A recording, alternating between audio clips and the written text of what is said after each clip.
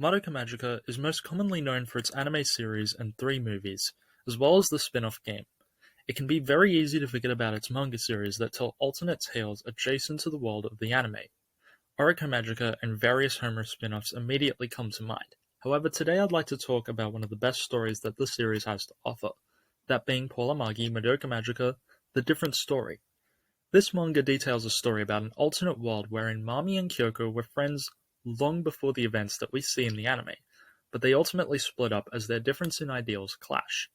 For this video in the One Magical Moment series, I'll be talking in depth about that scene in particular, the turning point of when Mami and Kyoko split, and the ensuing battle that takes place, and why it is the perfect scene for both of these characters, doing them more justice than the anime could ever hope to achieve. Kyoko, in this story, is brand new to hunting witches. She first meets Mami during a fight against the first witch that she ever fought. Because of her lack of experience at the time, she let it escape, but with Mami's aid in this rematch, the pair are easily able to defeat it. After this encounter, Kyoko requests that Mami teaches her about the ins and outs of being a magical girl, an idea that came to her after seeing how Mami handled herself both in and out of combat. Through Mami, Kyoko is able to learn a multitude of tricks and skills about how to get creative with her magic, how best to adapt in combat, as well as preserving her magic in order to perform better. All of this is going well until the night that changed Kyoko's fate forever. The death of her family at the hands of her father, and the toll that brings to her, are too much for her to handle. With her wish broken and the reason for its existence gone, Kyoko slowly loses the will to continue and forgets how to use the magic that was forged from her wish. She cannot effectively fight alone anymore. Now we get on to the actual fight scene itself. As she always has been, Mami offers a friendly hand to her student and friend in her darkest hour, and for a little while it seems that things might pick up and return to a sense of normalcy. But after a fight against a relatively weak familiar, Mami notices the injuries that Kyoko has sustained. This should technically be impossible, as Mami points out. Kyoko's magic is enchantment, and she uses it in this story to create clones of herself. Mami picks up on this immediately and questions why she doesn't use her enchantment magic anymore.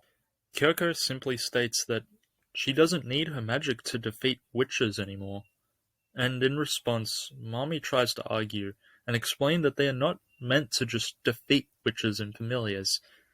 The warm and comforting words fall on empty ears, however, as Kyoko interjects with her own but familiar point of view. Remembering her interactions with other magical girls earlier in the story, Mami's worst fear becomes realized as Kyoko suggests that they just leave the familiars and only target witches in order to obtain their grief seeds.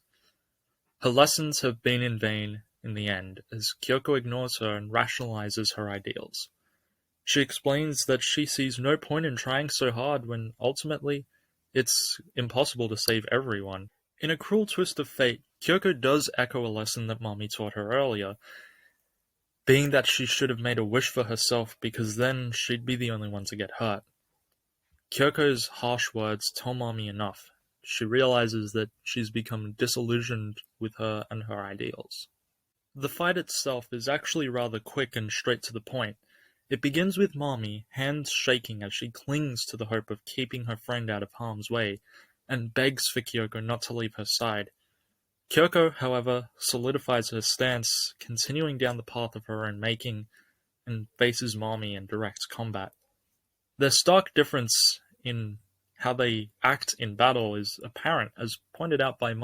Kyoko, as she always has been, is brash and headstrong, rushing into this fight as she did when she just started out, whereas the more experienced Mami is fighting strategically.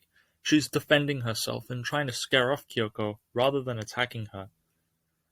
Kyoko, on the contrary, is not having it, and on one very major occasion in the battle, she actually threatens Mami's life should she continue trying to change her mind. And just like that, with those words, the fight ends as quickly as it began. Kyoko then leaves for Kazumino, justifying her decision to leave with the naive assumption that Mami would just as easily be able to make friends again. This rationalization is proven wrong by Mami, who can now only mourn the loss of her friend. She's back at square one and has nothing to show for it. She's lost again. The death of a loved one, family, or friend can be life-changing. It's not an easy experience to put into words, and of course, many people have experienced this heartbreaking event at least once in their lives. It's also an inevitability. One day, someone we love will eventually pass on. Just knowing this can never be enough to prepare us, as anyone who has gone through it can easily tell you. Just the sudden loss of family alone would understandably be enough to break anybody. However, now we have to put ourselves in Kyoko's situation for a moment. You naively assume all will be fine because you've done something that you think will help everyone, and more importantly, help those people closest to you. What happens when that backfires? What happens when not only your help is rejected, but so too are the ideals and morals that you used to stand by? Gone are the days of make-believe and fairy tales, and instead comes the harsh reality of the world, letting itself in uninvited. While Madoka Magica is definitely a mature series, the topic of maturity itself isn't actually something that gets brought up often when discussing it, as it can be easy to just pass the idea off since the girls are so young. But in the case of the three veterans, Homura, Mami, and Kyoko, maturity is what drives them. Their loss of innocence and youth forced them to mature quickly, lest they be killed off by a witch or succumb to despair. When Kyoko lost her family, it wasn't just the loss of them and her home. It was the event that triggered her loss of hope. Kyoko began to lose her enchantment magic at the realization of her father's detachment from her and the rest of her family. And my belief is that it's because the reason she made her wish was all but gone by that point. There is no precedence for such an event to occur in the world of Madoka Magica, but that doesn't mean it's impossible. Using an argument akin to the grandfather paradox when explaining and debunking time travel, my belief is that if what you made the wish for suddenly ceases to exist, so too does your wish, as it would have no reason to exist. Since Kyoko's wish was for people to listen to her father, the death of her father means nobody can listen to him anymore, and it's that event which I believe triggered her loss of magic. This doesn't mean all her magic is gone, of course, as shown in the story, just the main magic that she used as a direct result of her wish. It'd be like if Kyosuke died. Sayaka would, in theory, lose her regeneration magic, but would still be able to summon her cutlasses. Stepping away from the particularity of how she lost her enchantment magic, the psychological toll it had on Kyoko is immense. When she initially argues with Mami, Kyoko is eerily calm. She explains her point of view with letting familiars kill humans with such a calm nature that it's off-putting and far detached from the girl she was only one chapter earlier. Despite everything, Kyoko cannot just destroy herself and die. Unlike Sayaka, her resolve only strengthens when she turns. She continues forward stronger than ever because it's the only way that she can see herself fulfilling her life. She can no longer fight for her wish, and she knows Mami will no longer agree with her. So all that she has left is herself. In every conflict, there are always two sides to the story, and opposing Kyoko is Mami. Mami is unique, something that's always been made apparent since she first appeared. She cares more for the people that she protects rather than herself, and it borders being a self-destructive lifestyle as she still does manage to keep herself in check. But no matter the consequences, she will prioritize others without fault. Suddenly, Kyoko comes into her life. She shares the same ideals as her. She has the optimism that a magical girl would be expected to have, and she genuinely wants to do the right thing. This is something that's bizarre in the world of Madoka Magica, as most magical girls are out to help themselves.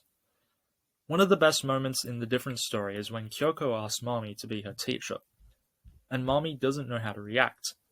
That scene sums up how their characteristics bounce off each other so well. Mami has hope in that she can not only give Kyoko a fighting chance and push her onto what she believes is the right track, but faith that she can have a real friend for once. Not just a friend, but someone who understands her. With what she sees as Kyoko's betrayal, her faith is shattered, just like how Kyoko's hope is shattered. Mami loses faith in ever being seen as an equal again. and the loss of Kyoko sends her further down a dark path. In my previous analysis video, where I discussed Mami's debut in the main series, I pointed out how Mami presents herself as strong and reliable to everybody. The point I want to bring up here is that this has a massive flaw. When somebody knows that that's all a front, it can be easy to work around that. And Kyoko was close enough to understand this. Her actions, whether intentionally or not, play directly at this weakness. Her inability to let go is shown a few times and is most obviously displayed through her refusal to let go of Kyoko's arm once the battle begins. But the aftermath of the fight also expresses this flaw, as she focuses on the fact that she has lost her only friend, and it's something that sticks with her long after the fight and into the future when they meet again. To bring back a previous point, Mami didn't lose faith in others, just herself. The whole scene paints Mami and Kyoko as direct opposition to each other in so many ways. Now let's take a detour for a moment to talk about color theory in Madoka Magica and how it relates to these two specifically. There's very obvious ties to symbolism in colors for the cast, and this has been speculated about for years at this point. But when it relates to the different story, I find this symbolism rather fascinating. Let's take a look at yellow. Firstly, yellow is most known as a color that invokes optimism and happiness. It's uplifting and illuminating and inspires success and confidence. These common traits are very easily associated to Mami in rather obvious ways, but nothing was without its flaws, and the same goes with the color yellow.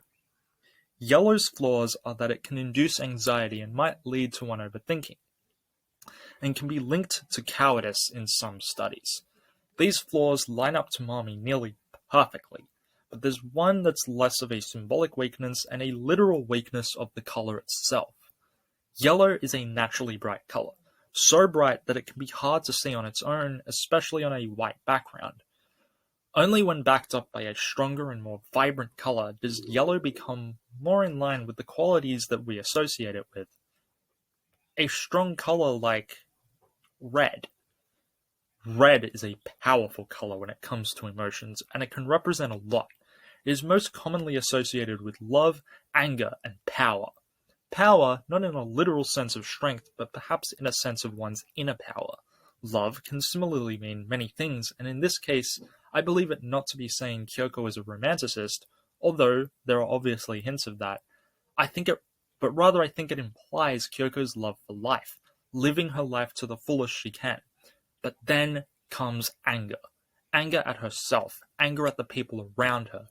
Resentment and regret plagues her now as it does Mami. And in a cruel way, you could say that this is the lesson that Mami was teaching. But this, so far, has only been talking about what these colors represent on their own. And as we know, Kyoko and Mami did not spend this story alone. And this is where color theory takes its most powerful and interesting turn. So let's take a look at the color orange. Orange is associated with enthusiasm and encouragement. It's a naturally inviting color, and the combination of red and yellow invokes the feeling of excitement and stimulates social growth. Orange is a color that can be looked at when inspiration is needed. The ties that this has to Kyoko and Mami alone are staggering just from this little bit, to say the least. For both of them, life became a lot better when they joined forces. Mami became excited to be able to teach an equally eager Kyoko about her ways and methods as a magical girl, and both looked to each other when they needed inspiration or encouragement. But the major flaw with Orange sums up exactly why they split in the end and why they were never, ever going to work out. Orange's flaw is that it can be insincere and lean towards self-indulgence. Mami, mostly, takes both of these flaws. She's insincere with herself and others for the reasons that we went over in her analysis and in this story. Despite genuinely caring for Kyoko, in the end she still used this as a means to achieve her own need and desire to have a friend in her life. Mami, the color yellow, didn't stand out until the stronger and more vibrant Kyoko, the color red, was there with her. And now with that gone, she fears that it will always be that way. Kyoko's lie, in this case, was her belief that she could continue to be a magical girl with no care for how bad things got. It was a toxic optimism that poisoned her, and she didn't realize it until it was too late. This optimism was only further left to grow thanks to the influence of Mami, and in a way, it's because of Mami that Kyoko ended up the way she did. To sum this up, The Different Story is something truly special. It is easily the best of the side stories that Madoka Magica has to offer, in my opinion, as it explores the two most underdeveloped characters in a way that you would not ever initially expect. Their fight is not only tragic, but important as it sets the groundwork for how they become in the future. Despite The Different Story being set in an entirely different continuity than the main series, it's still easy to see how these events correlate to the characteristics that the two are known for, and the fact that this story got to explore this in such a meaningful way is incredible. They are the reason for each other's strengths and weaknesses, and narratively, I think it's one of the best things that the series has ever done. Lastly, as usual, thank you very much for tuning in to watch me ramble about Madoka Magica. As you know by now, this series is very important to me, and since we're coming up on the month of April, actually, we are in April as of recording and releasing this video, but regardless, as we come up to the month of April, I am anticipating some news about the fourth movie, Walpurgis no Kaiten. Whether or not we actually get any news this year remains to be seen, but there is definitely buzz for Madoka all around. Magi Record, it's getting its final season in just a few weeks, I believe, and there's just general excitement for the series again. I wanted to bring some light to the manga series, specifically The Different Story, because I believe that the series is rather underappreciated. It's fondly remembered and enjoyed, yes, but even among some Madoka fans, it's not up there with some topics that you'd expect to see discussed. So, it is my goal here to bring this to the light, to bring this to the attention of more people, as these stories tell, well, fascinating stories. But yeah, that's enough of me rambling, going off script here, as I will have to wrap up the video now. Yeah, as if you couldn't tell by now, I plan to do a One Magical Moment video for every character, at least for each of the main cast. So far, we've done one for Homura, for Mami, and with this video, we'll have done one for Kyoko. Who I'll do next, I'm not sure, but I am looking at Sayaka next, as she is probably either my favorite character or my second favorite character. She's very high up there. Anyway, I will stop rambling now for real, and I'll leave you to take whatever you've learned from this video, and yeah, I hope you enjoy the rest of your day, or evening, whatever time it is for you, and yeah, I'll see you in the next video.